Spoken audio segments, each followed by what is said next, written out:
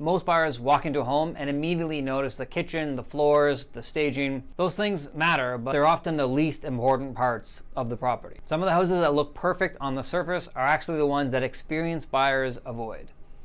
Hi, my name is Jimmy. I'm a local realtor here in Ottawa, and over the years I've walked through hundreds of homes with buyers across this city. From older homes in places like Westboro and the Glebe to newer built places in Canada and Barrhaven. There are certain types of houses that raise red flags almost immediately. And before we even get into the red flags, there's a little test I like to give clients that we use whenever I arrive at a new house with them.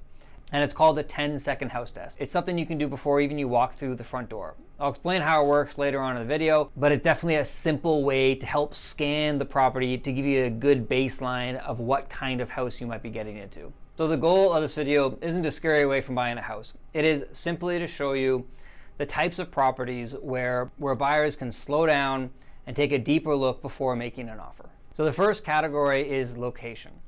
Problems around the house itself. Sometimes a property can look fantastic on the inside, but the surrounding environment creates issues that are difficult or impossible to change. One example is homes that sit under airport flight paths. So an area like Riverside South, Finley Creek, parts of South Keys, parts of Barrhaven, parts of Nepean.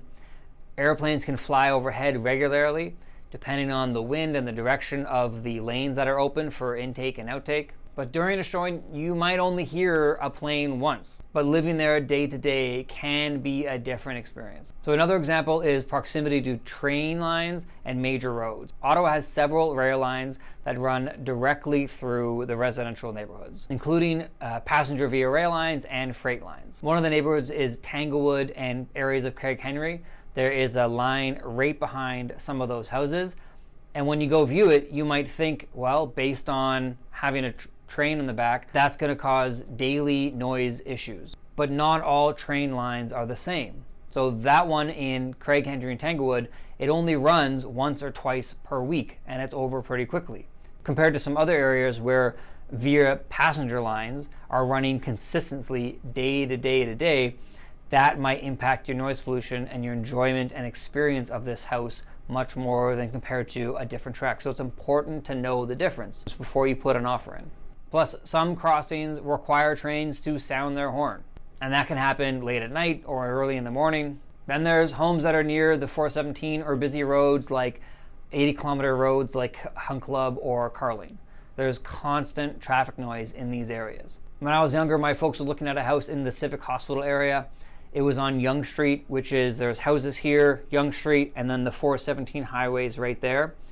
And they liked the house, but when they got outside into the backyard, into the front yard, the noise from the highway was just too consistent for them to be able to enjoy their time there, that they decided to move on. It wasn't even a consideration of price. Unfortunately, it was just a consideration of noise, and they found another home in another area.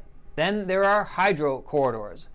These are those large power line easements that are common throughout neighborhoods and in the backyards and throughout Ottawa. So while the house itself may be perfectly fine, some buyers simply do not want to live beside such towers. And when clients don't want to live there, it reduces the number of people who are interested in your home. I walked into a house with a client one time for a showing, and when we got to the backyard, off in the distance, you could see one of the hydro corridors for the easements. Now these are those big towers in the back. And we weren't right up against it, but it was definitely in our visual for our backyard. And the positive of it is we had no rear neighbors because the easement was right behind us. But the negative of it was seeing these hydro lines right in the backyard. And our client decided they did not want to have hydro corridor lines right in their backyard, even though the positive was they had no rear neighbors. So it can reduce the amount of people who are interested in your home and potentially reduce the value that you would receive. So this is actually where the 10-second house rule test comes in. So when you arrive at the house, before you even step inside or look at the kitchen or the bathrooms, you stop and look at these three things. So first, you look up. Are there hydro lines above the property? Are you under airport flight path? Are there train tracks nearby the property? And then second, you looked around the property. What about the neighbors' houses? Are they looking in good condition? Are there renters beside us? Are there retaining walls that might need to be maintained? Are there signs of neglect from your neighbors that might impact resale later? And then third is we look down. Where will the water go? Does the yard slope away from the house, or is it toward the house? Is there a driveway that is heading down toward the home and the drains clogged, which could cause backups? These are quick observations where you look up, you look around, and you look down that can tell you a lot about the property very quickly, even before you step inside. So the second category involves hidden material issues that can be pretty expensive over. One example that I see frequently here in Ottawa are homes that are built in the 80s and 90s and they have poly B plumbing. Now this is the gray flexible piping that was installed in many homes during that era. The problem is that these fittings can weaken and fail over time. When they fail, they leak often. And it often happens behind a wall, which means you don't notice until the damage has come through. We had a client want to buy a home and we found out during an inspection that it had poly B plumbing.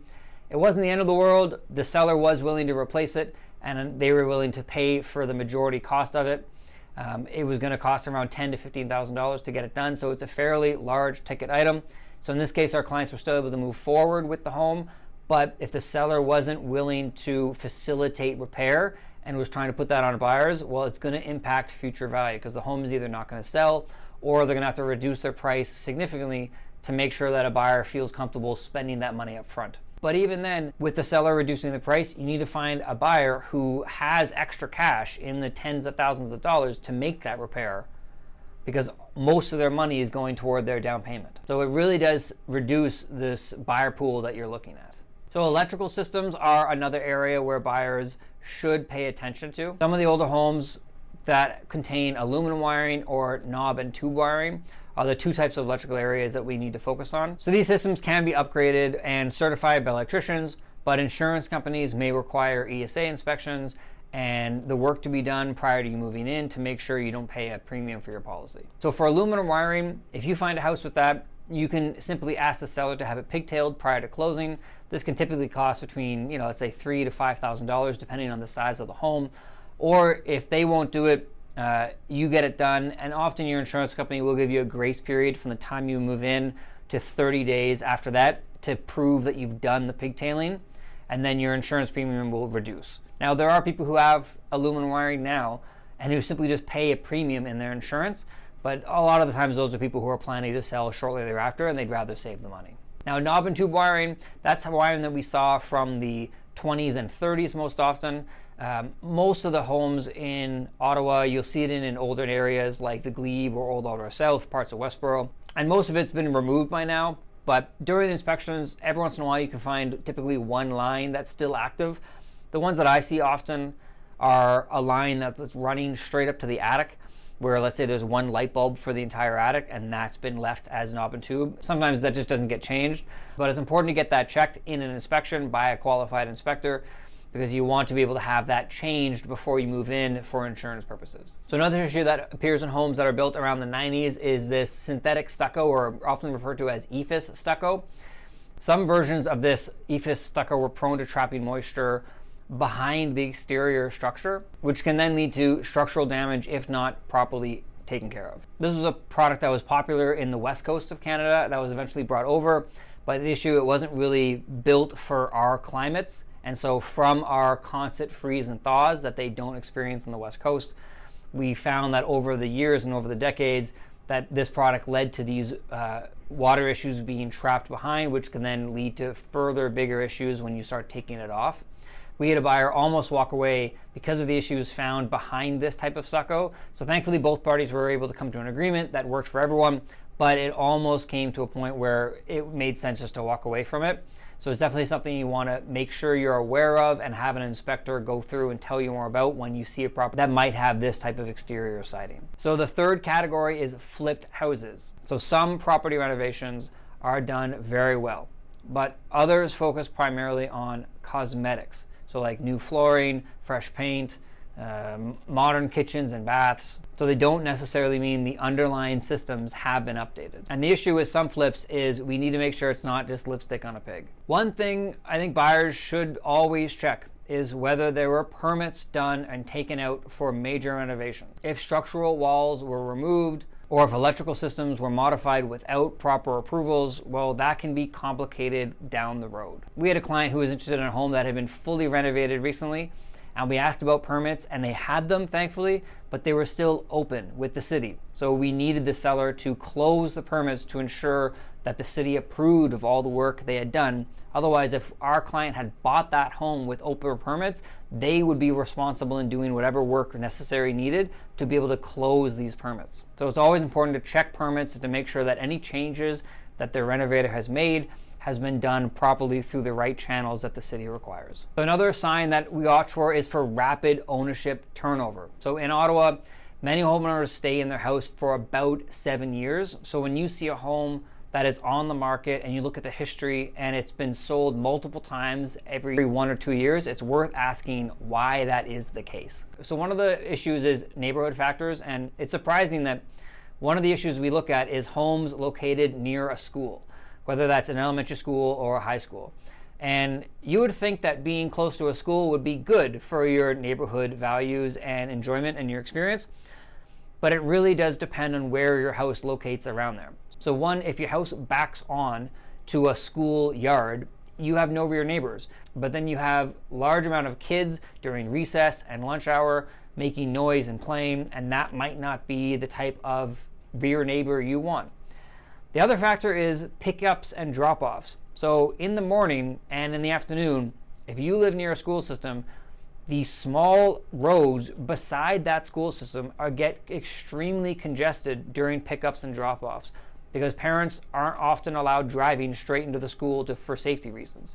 So if you have a house that's on one side street right around the school, every morning and every afternoon, you might have many cars backed up on your road waiting to pick up their kids. And this only gets worse in the winter when there's so much snow on the side of the roads that the road gets extremely congested.